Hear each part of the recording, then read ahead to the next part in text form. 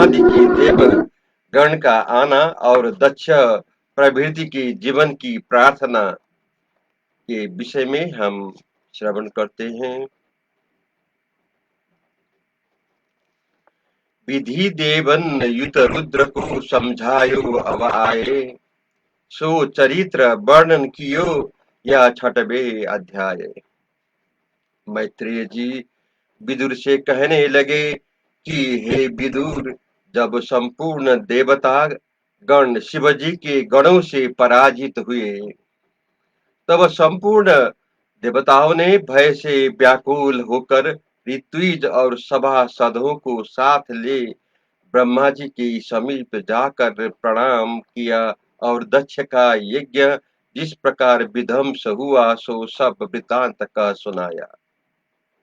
यदि कोई कहे कि ब्रह्मा जी दक्ष के यज्ञ में क्यों नहीं थे, इसके लिए कहते हैं कि इस होनहार को कमलोद्भव ब्रह्मा और विश्वात्मा नारायण प्रथम से ही जानते थे, इसलिए दक्ष के यज्ञ में पहले से ही नहीं गए।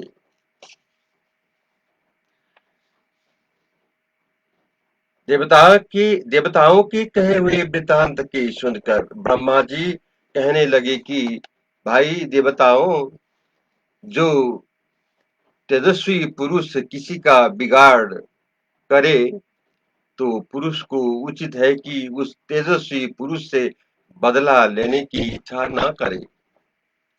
बदला लेने की इच्छा करने वाले का ही प्राय नुकसान होता है। इससे जो तुमने यज्ञ में भाग लेने वाले शिवजी को यज्ञ भाग से दूर किया, इससे तुम अपराधी हो। अपराध करने वाले भी तुम लोग यदि यह संधान करने की इच्छा करते हो तो अब शुद्ध चित्त होकर शीघ्र ही दक्ष के दुर्वचनों से बेधीत हृदय तथा श्री रहित हुए शिवजी को शीघ्र प्रसन्न करो। उन स्वाधीन शिवजी के तत्वों को ज्ञानी साक्षात रूप और बल पराक्रम के प्रमाण को न तो मैं जानता हूँ, न यज्ञ भगवान जानते हैं, न तुम लोग जानते हो। तो फिर उन सब सदा स्वतंत्र रहने वाले शिवजी के बल पराक्रम के जानने के लिए तो लि, जानने के लिए कौन क्या उपाय कर सकता है। ब्रह्मा जी इस प्रकार देवताओं को आज्ञा देकर उनको और प्रजापतियों को साथ लेकर ब्रह्मलोक से महादेव जी के निवास स्थान पर्वतराज कैलाश की ओर चल दिए। वहां उन्होंने देखा कि नाना प्रकार के निर्मल झरने झर रहे थे, नाना प्रकार की कंदराएं और शिखर शोभा दे रहे थे, जहाँ की सिद्धजनों की स्त्रियां अपने पतियों को साथ लिए अत्युत्तम रीति के विहार कर रही थी, और जिस पर्वत के अनेक मोर पंखी स्त्रियों को संग लिए उमंग से भर मीठी मीठी बोली बोल रहे थे और मंदाग्न भौरों को की पंक्ति गुंजार रही थी। ला, लाल लाल ग्रीवा वाली कोकिलाएं कुहू कुहू शब्द कर रही थी और अनेक प्रकार के पंछी मन भावनी बोली बोल रहे थे। और सती जी के स्थान से अति सुगंधित वो पवित्र जलवानी नंदनामा गंगा चारों ओर बह रही थी। श्री सदा शिव के ऐसे कैलाश पर्वत को देखकर देवता लोग आश्चर्य को प्राप्त हुए। उसके समीप अत्यंत रमणीक कुबेर की अगला नाम वाली पुरी को देखा, जहां सौगंधित नाम वाले कमलों के वन को देखा, जिस वन में सौगंधिक नाम के कमल खिल रहे थे। उन सबों ने वो वन अत्यंत मनोहर था, और उस वन को भी उल्लंघन कर उस पर्वत की शोभा को देखते हुए आगे चलकर एक बट के वृक्ष को देखा।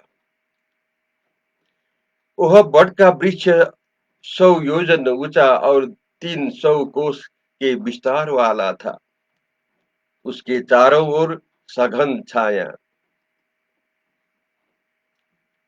बनी रही थी।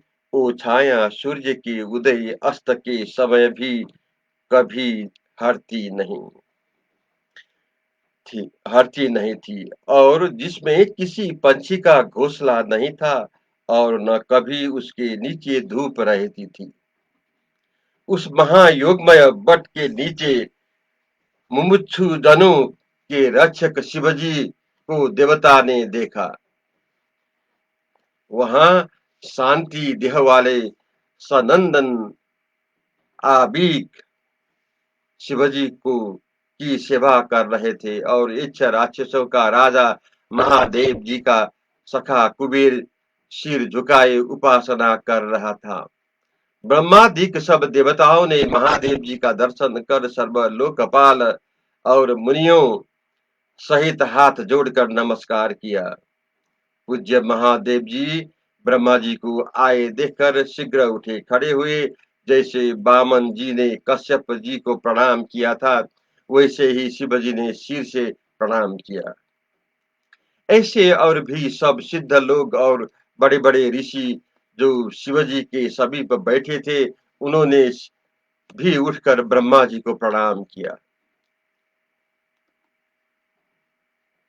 तदंतर ब्रह्मा जी चंद्रशेखर महादेव जी से हंसते हुए बोले, हे ईश, हमको आपको मैं अच्छी तरह जानता हूँ कि तुम इस विश्व की योनि और बीज, जो शक्ति पुरुष है, इनके कारण और भेद रहित निर्विकार ब्रह्म स्वरूप हो, और आप ही ने धर्म अर्थ पूर्ण करने और वेद की रक्षा करने की अर्थ दक्ष द्वारा यज्ञ कराया था। हे मंगल रूप, शुभ कर्म करने वाले को स्वर्ग अथवा मोक्ष और अशुभ कर्म करने वाले को भयंकर नरक देने वाले आप ही हो। तो फिर किस कारण किसी पुरुष को इन मर्यादाओं के विपरीत फल मिल जाता है, जो आपके ही चरणा बिंदु में मन को अर्पण करते हैं, और संपूर्ण प्राणियों में आप ही को देखते हैं। ऐसे महात्मा जनों का भी कभी अज्ञानियों की नाई क्रोध से पराभाव नहीं हो सकता, तब आपको तो बात ही क्या है। जिस देश तथा जिस समय भगवान की अपार माया से मोहित चित्त वाले जन भेद बुद्धि से महात्मा पुरुषों का अपराध भी करते हैं, तो भी महात्मा पुरुष अपनी कोमलता से उस अपराध को अपने प्रारब्ध का फल समझकर उनके ऊपर दया ही रखते हैं, किंतु उनको मारते नहीं है। हे प्रभु, आप सर्वज्ञ हो, इसलिए इस अपराध में भगवान की माया से मोहित बुद्धि वाले तथा जो कर्मों के बंधन से में सदा बंधे हैं, उन जीवों पर आपको कृपा करना ही योग्य है। हे रुद्र, यज्ञ कराने वाले मूर्खों ने भाग लेने वाले तुमको जो यज्ञ में भाग नहीं दिया, इसलिए आपके ही बिना दक्ष का यज्ञ समाप्त नहीं हुआ, किंतु वो यज्ञ बीच में ही नष्ट हो गया है। सो अब आप मेरे उस दक्ष के यज्ञ को उद्धार करो, क्योंकि तुम्हारी कृपा से ही यह सफल होना है। तब शिवजी ने कहा कि ब्रह्मा जी, मैं क्या करूं। तब ब्रह्मा जी ने कहा कि हे शिव, प्रथम तो यह है कि यजमान दक्ष दक्ष जी जीवे जीवे और भाग के भक्त के नेत्र हो जावे, भृगु के दाढ़ी आ आ जावे, कुशा के दांत पहले की नहीं हो जावे। हे मनु, शास्त्र और पत्थरों से जिन छिन्न भिन्न अंग वाले देवता तथा ऋत्विजों को के संपूर्ण दुख आपकी कृपा से दूर हो जावे। तब शिवजी ने कहा कि हे पितामह, कुछ मेरा ही ध्यान है। सो ब्रह्मा जी कहने लगे, हे रुद्र, है यज्ञनाशक, इस यज्ञ में जो कुछ शेष भाग बच रहेगा, वह सब भाग आपका होगा। इस प्रकार ये स्वीकार करते हैं, इस समय आपके उद्योग से यह यज्ञ पूर्ण होना चाहिए।